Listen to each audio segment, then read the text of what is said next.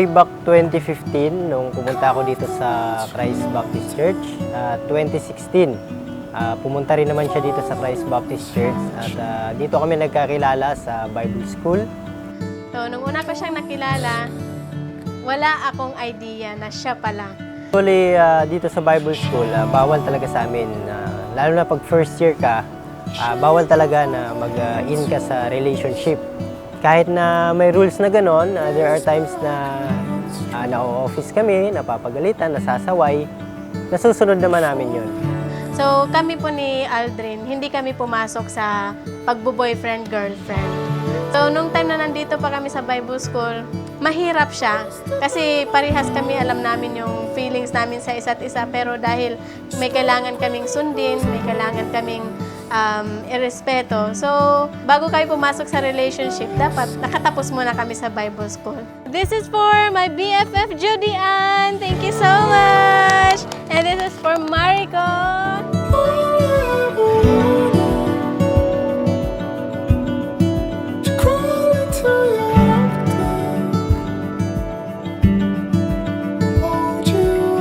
Si Aldrin yung tao, talagang nandun na sa kanyang lahat.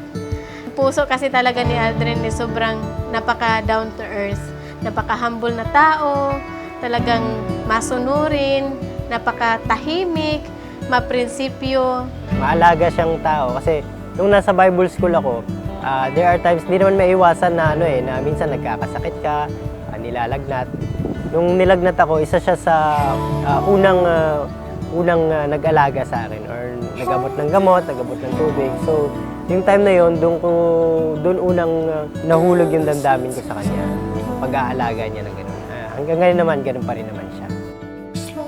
Mga minamahal na kapatid, ang seremonyang ito ay sasaksi o saksi sa pag-iibigan, pananampalataya at kusang pagtatalaga ni Aldrin at ni Joanne sa kanilang wagas na pagmamahal. Life has begun from this moment. You are the one, right beside you is where I belong. From this moment on, from this moment. Love! Finally! Andito na tayo sa pinakahinihintay nating araw.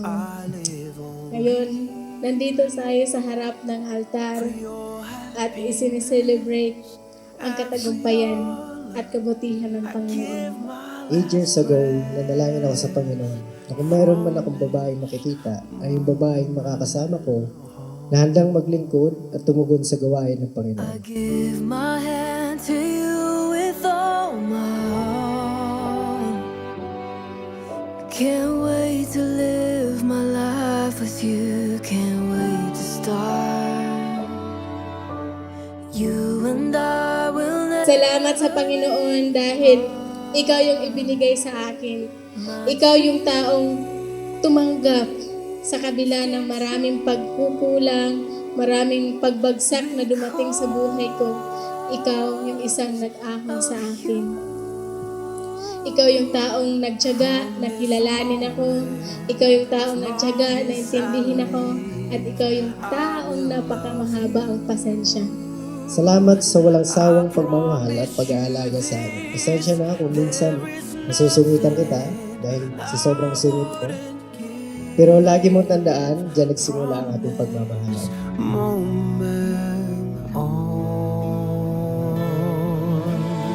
You're the reason I believe in love, and you're the answer to my prayers from up above. All we need is just the two of us. My dreams came true because Kaya ngayon pa lang sa harapan ng Panginoon, sa mga tao at sa iyo, isa lang ang pangako ko, sa iyo lang.